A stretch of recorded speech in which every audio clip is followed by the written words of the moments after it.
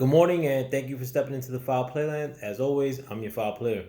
Wanted to make this short video regarding the still upcoming prospect, Jarron Boots Ennis. A lot of people are very high on Jarron Boots Ennis, and I don't blame them. As far as welterweights go, he may be one of the top doggies. Um, some people would say it's between him and Virgil Ortiz. I probably, as of recently, put Virgil Ortiz a smidget ahead of Boots Ennis, but that's not saying much, and that's not saying that Ennis can't pass him in the future or near future even. Having said that, Jarron Boots Ennis, I think one of the things that was working for him was the fact that he was fighting so much, and I think that was helping his game develop. This last fight he had taken a little bit of a hiatus, a little bit longer than usual as far as his fight schedules go. He had a little bit of a long break before he took this last fight. He wasn't working behind his jab so much. Very hooky in this fight, but he was able to dispatch Duke, which I don't even remember his name, and it's of little consequence because the guy is that he was fighting against was of little consequence. Having said that, though, I think going into 2020, Jarron Boots Ennis has to do one of either two things. And option A is to do what he was doing in the past as far as taking a lot of fights in the span of a year. Professional fights can't be replicated and they can't be duplicated as far as the experience you get when you're actually trying to fight somebody who's trying to hurt you. Not sparring, but actual fights. And I think young fighters should do that more and more as far as taking on actual competition, making that record shine a little bit more. Um, and I think that was helping Jarron Boots Ennis as far as his experience goes and as far as his name recognition. I think a lot of people, one thing you can't dispute is when the number on the left side of your record increases, those wins go up and people recognize like what it is. A lot of fanfare that Ennis was receiving was due to that amount of wins that he had in such a short span. I think in 1 year he had like 5 fights or 7 fights. That's a lot nowadays, at least. But you also have to take a factor that he, if I remember correctly, is not represented by like PBC. A lot of people assume he is. I don't think he is though, and he hasn't formally committed from what I could recall.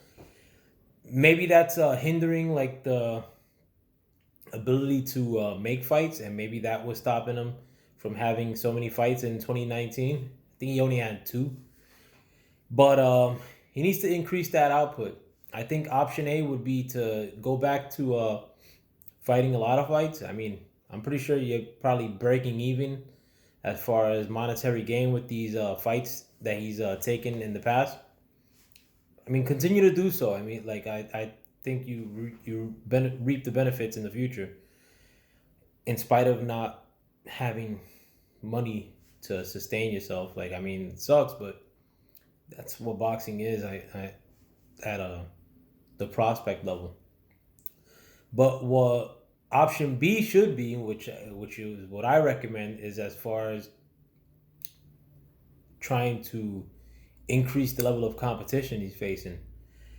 Um, I think that would start like to help build his name up and also build up his arsenal or his experience. If I had to recommend anybody, like from the PBC side, I would kind of say John Molina, but he's kind of a shell of himself. Maybe an Adrian Granados, somebody who's rugged, somebody who will give you that pro experience as something that's so far detached from the competition he's faced, but also levels above like what you face in sparring with somebody who's really trying to kill you. More so with Granados, and I think that's a fight that could get made. But the problem with this matchmaking with somebody in the predicament of a Jerome Boutenin is that since he isn't represented by a promotional company of yet, I think that's holding him back as far as like putting him in there with names. But we'll see what it is in the future. I mean, like he's still 22 years old. He's fighting out of the Philadelphia area. I think Philadelphia is pumping out some good fighters, and he's the top of the crop as far as like fighters out of Philly go. Again, I mean, I still pick Virgil Ortiz like over him at this stage of his career, but they're both very loopy. They're both not working behind their jab of yet. I think they both get good results from putting out high power on their shots and dispatching of their opponents in a quick fashion by just utilizing straight power.